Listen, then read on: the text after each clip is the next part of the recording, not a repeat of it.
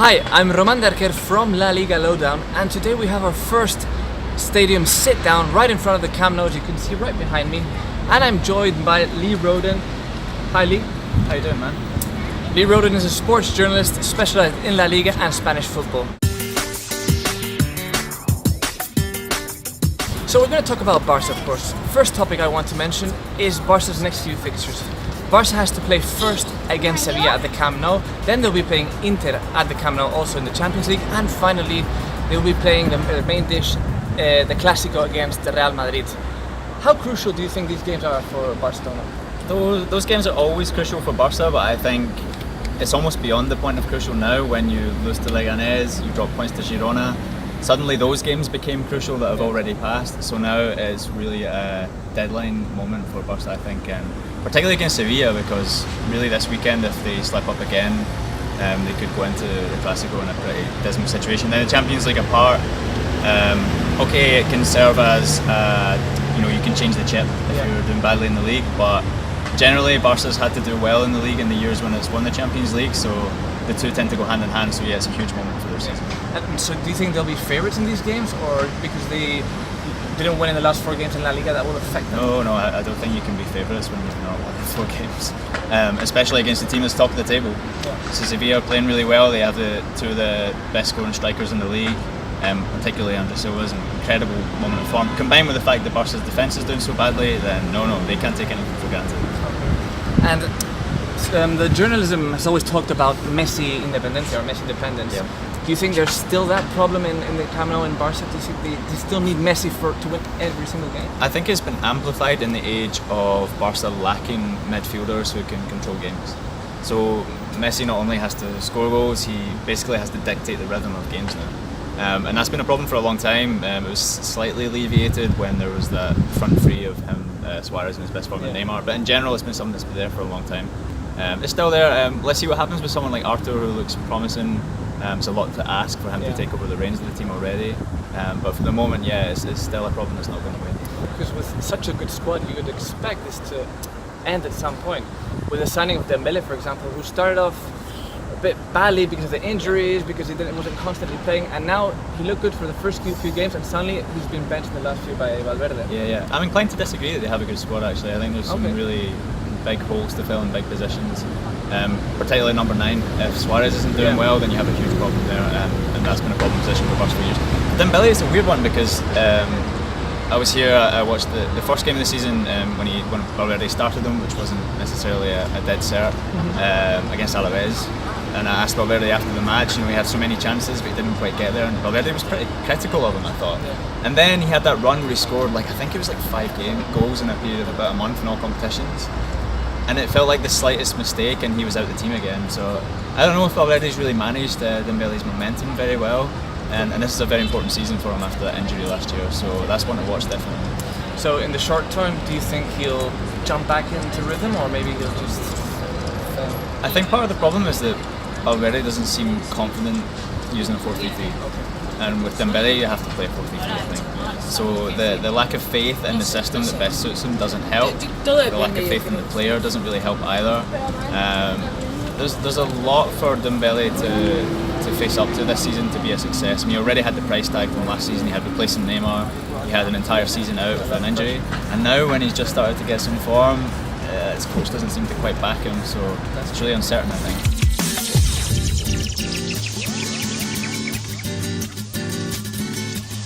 Well, another topic which is quite preoccupying right now for Barca is the defence. I think you agree on that. Yeah. Piqué, he is right now not playing too well, we could say. A lot of mistakes, and these are causing Barca to lose points. What do you think about this? Well, this is something that we've seen before. I remember one of the first years I was covering Barca regularly here was when Luis Enrique came the first season, and there was a little period at the start there where Piqué's position was in doubt, and I think he needed to be dropped actually to get into his head how much he needed to refocus. The problem now is there's not really any competition for him because of Ermalin's injury, because at centre back in general Barca are pretty sparse, and Titi's out obviously as well. So I think with a lack of pressure on him to raise his game in training, maybe without having seen him train extensively, we get 15 minutes if we're lucky. He doesn't really excel. So yeah, that's a problem to solve, and it's a lot to ask some of the academy kids to step up and provide that competition too when they're playing at a much lower level. Yeah. Well, there's also Lenglet, who right now is the only guy who can play with Piqué after Titi, you mentioned, and Vermaelen are injured. Do you think Valverde has any other solution to part Lenglet, or are they going to like play with these two guys, or maybe put Semedo as centre back or something? Yeah, and I mean, some people have even talked about Sergio Roberto, which is, I guess, the last position he needs to play. But yeah, Busquets, we know, can play there. We've seen that experiment over the years. He's using academy players in training, but as I said before, again, it's a huge ask. Lenglet now, I mean, he really seems like the only option, but he has to partner. So it's really bare bones at the moment. Let's see, but I mean, I remember I was here for a Classico years ago, and Adriano played at centre back. So this is nothing new to Barca. They've had these issues in this position for years. So let's see what kind of invention Valverde can come up with if he has to.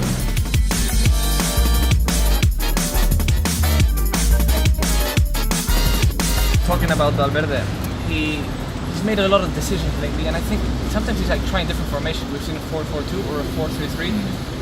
What's the problem? Hasn't he like decided how he wants to play, or is it because all the new signings are coming and he has to adapt to these new signings? Why hasn't he decided after over a year for one fixed formation that can win games? I think it's the eternal problem that coaches have when they come to Barca, is that they maybe have one way of playing, but Barca for a long time has another that's really entrenched.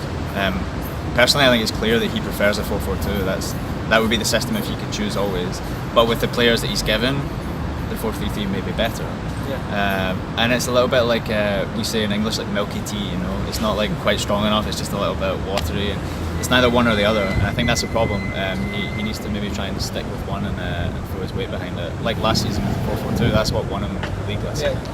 And another of the problems, I think, maybe the rotations. We've seen how every time he changes just a few, maybe one or two players in the squad, the team automatically plays like worse or struggles to win these games. Is that because he's not teaching those other players, those bench players, to play at the same level, the same concepts, or they're not? I think it comes back to what I said earlier, that the quality isn't there. I don't think the quality and the depth of the squad is not what it used to be, basically. And you notice a drop-off. And that's an issue for the long term as well. I mean, it was the fact that Iniesta was still playing regularly last season before he left tells you something, I think. And that's something that's only going to get worse because, you know, Piqué's getting older, we've seen that. Messi's getting older, we've seen that. Busquets is getting older. So these are long-term questions for Barca that they need to start thinking about now for the years to come.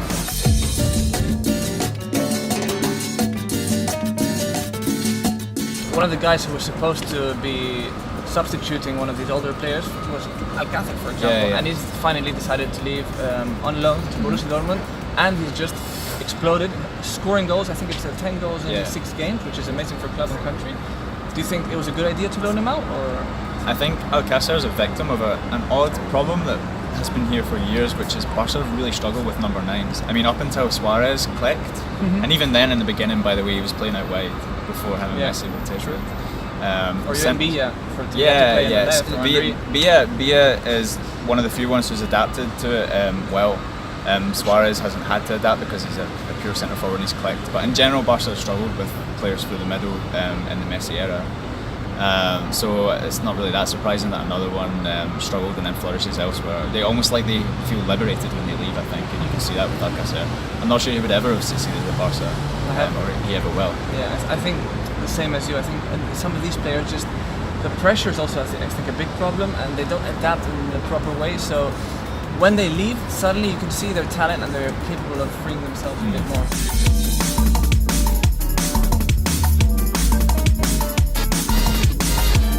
Another player I wanted to mention is Artur. With the beginning, hasn't been playing too much, but now the last few games, especially that game against Spurs, he's just proven he has a lot of quality in his boots. And Messi and some other players were saying this to the press. They're saying this guy looks really good, and he's coming up finally. I was really impressed with him, and I always go in a little bit sceptical because he comes from a much lower level of football. That has to be said.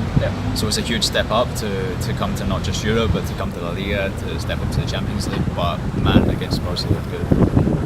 He made a very good case for himself in that game. The way he kept possession, the way every decision he made was never frivolous. He didn't do anything just for the sake of it. He did something with a purpose to deliver the ball in better condition for his teammates. It's really promising, but then, you know, there are many conditions that can affect your adaptation, and since then, there's still not been quite the exceptional level. But he does look like he marries a lot of the qualities that Barca have really missed in midfield for quite a while. So it's promising. Yeah. I don't really tend to like comparisons, but people say he looks like Xavi, like Iniesta. Do you see any similarity to one of those, or is it just after result?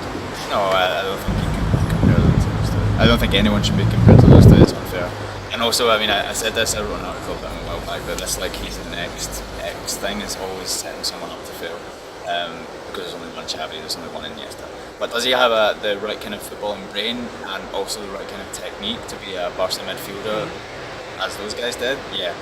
After that, then it's a question of years and doing exceptional things before we even begin to talk about any comparisons.